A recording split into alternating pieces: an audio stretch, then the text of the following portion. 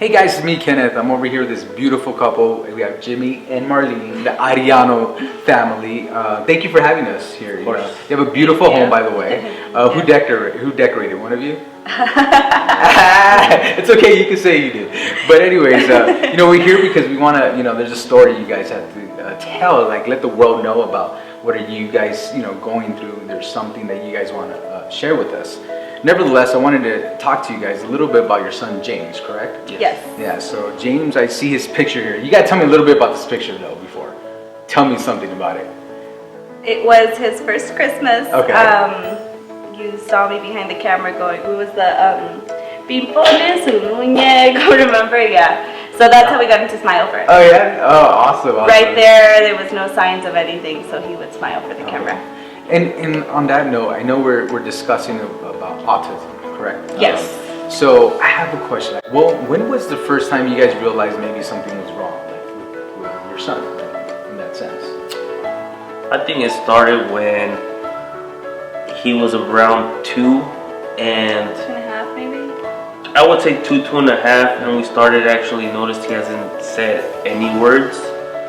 So we started getting, for example, speech therapists to come to our home, and then they're the ones that kind of hinted it to us saying he might be autistic. So we obviously as parents don't want to believe that. We're saying he's too little, he's too young for somebody to tell us he's autistic or to label him autistic, so we really didn't want to believe it. So it's kind of like a denial stage. Yes, very okay. exactly. Well, it's funny though how it worked, because when the speech therapist would come, they came at the age of 2. Okay. And they did a test, which in my opinion, I don't like the test they do because it's just a questionnaire. And from the questionnaire, they determined that he was not showing signs. Jamesy, that's what you call him? Yeah. Oh, that's cute. So by age 3, they told us that it was possible. So from that just shows how much he, went from 2 to 3. By age closer to 3, they were like, something's wrong with your son. Wow. And once you heard that news, like what was it like for both of you? When we started getting hints, we were very like, no, there's no way. I mean, you have to think about it this way. You have a baby, he's 2 years old. People tell you he's autistic because he's not talking. So the first thing you think of is like, he's just a kid, he's barely 2, like give him some time. Like I believe that every kid is different. Correct. So you can't say because your child is not saying a word at 2 that something is wrong with him. That's what we believed. So it got to the point where we were in denial, and even our family was like, no, just give him time. Your cousin didn't talk till he was 5, and his brother did, had a delayed in speech as well. So it was like, okay, maybe this is something a part of our family. Let's wait it out. Okay. And when you decided to, did you wait it out? That's the other question. Yes. Yeah. We did wait it out till it came to a point where we're like, hey, you know what? He's already past 3. And he's still not talking. But it was more than the talking. So the tantrums got really bad. It got to the point where whenever he didn't get what he wanted, he would throw himself, and then he started causing self-harm. Hitting his head. The repeating. It was like he could watch a movie and repeat the movie all through the day. Just repeat the whole movie. Wow. And it's really? yeah. So it was, and he was like, "Hi, James." He didn't understand the idea to say hi back. Correct. Or what is your name? He would say, "What is your name?" Mm-hmm. So with James, he's very smart. Yeah, I was gonna say very smart. So Jimmy and I were watching TV one day, and he was just sitting on the floor playing. He was what, 2? And he was 2, and he knows exactly what story I'm gonna tell. And all of a sudden, he goes A through Z, just saying the whole song, A, B, C, D, all the way to Z. We looked at each other and we're like, "Did you teach that to him?" He's like, "Really? No." I was like, "I didn't teach that to him." So it was like, at 2 years old? At 2 years old. Wow. So at 2 years old, there was things he did for example, at a point where I would say cheese to the camera, and he would say cheese, and then he just would never do it again. Or if he ever said a word, he would say it once and never again. Wow. And so, as a parent, like, I was going to ask you, what are one of your fears, like, with autism? Like, he sounds James sound like he's a super intelligent little boy, but at the same time, there's some conditions that you guys got to be aware of, correct? So what are one of your fears? Our biggest fear, I think, was him never talking, right? Never talking, perhaps him being hurt or getting hurt by somebody and not being able to tell us. Getting bullied at school, because that does happen a lot. It happens, I mean, we see it all the time, like on Facebook, where kids get, like, for example, there was one where a kid got a nail stuck to the back of him. They put a nail in his head. They put a nail in his head, like, what? With a piece of wood, and they just put it on his head. So stuff like that, that's what gives us the fear of like seeing him like that, and it pushes us hard to make sure that he doesn't remain like that. That's what gives us the drive to try to do something about it, try to help him out, try to do whatever we have to do, whether it's going with doctors or going wherever we have to do. Researching a lot. Yeah, and on that note, on researching and you know, this is with respect. There are circumstances that you guys got to be aware of, but also you got to make sure you're taking care of, not just ignoring the situation. Yes. And so you guys, I'm assuming, like, the feeling of, you know, being on your tippy toes, making sure James is okay, you know, who's watching him, the circumstance. So I was gonna tell you, so the treatment. I mean, people. I mean, have we found? Is there any research? I mean, how's that like? There's a lot of things to do for autism, and it's on the homeopathic. It's like natural medicine. The thing that people don't understand is that every child is different. And with autism, with anything, something might work for one person, but it might not work for the next. True. So we kind of took it like the shotgun approach of trying different things and eliminating the ones that aren't working.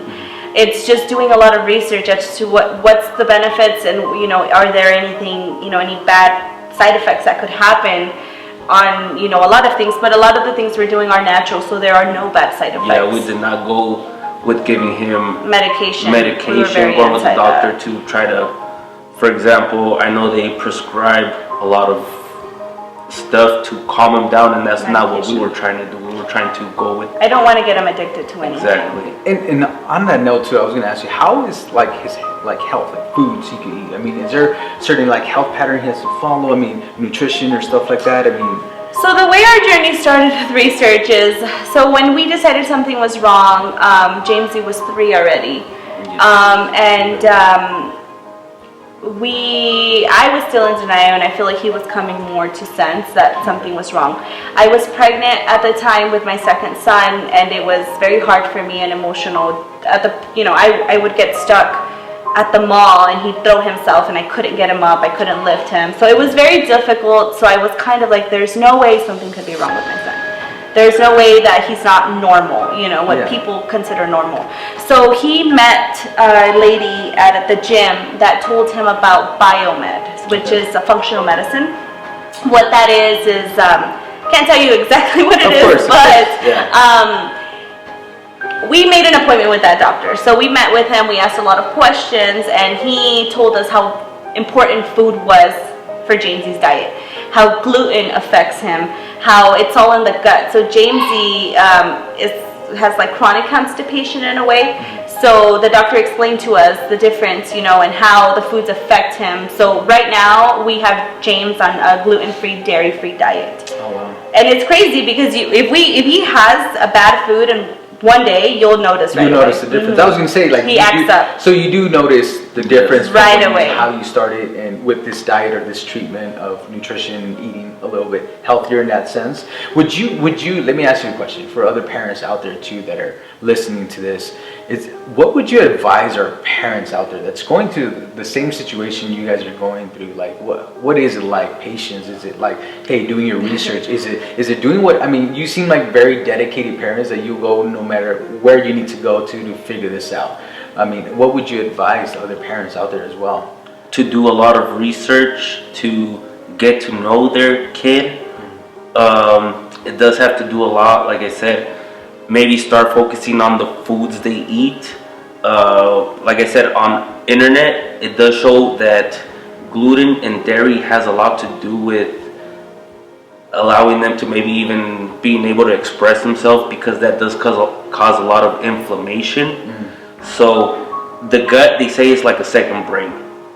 First and second, because everything you eat, it gets transported, and then right here is where the digestion happens, and then that sends like neurons pretty much firing up to the brain. It has to send signals.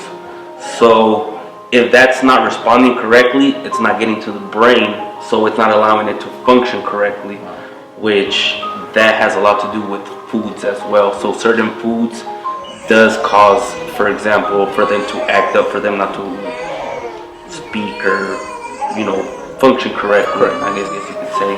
And I was gonna ask you, Marlene. I know you work a lot. You're an entrepreneur lady. You're a go-getter. Like, how do you balance that life? It's hard. With being a parent and also having like a child that needs your attention as well. It's very hard. We take turns. We both own our own business, so we're able to say, okay, I'm gonna work the morning. You go in a little later. Just so that James is not always with someone, but we're very blessed that we have both of our parents here, so we get a lot of help, and my parents usually take care of my sons Monday through Friday, and then my mother-in-law will help us on the weekend. So I do not, and I will never leave him with a stranger, for the fact that in autism, a child with autism, you have to have a lot of patience. Yes. And it's, at first it was like, what do you do? How do we discipline him? Hi, hey, handsome. It was, how do we discipline him? It was like, do I spank him? Do I not spank him? Do I talk to him because he's not understanding what I'm saying? I have people like, don't yell at him.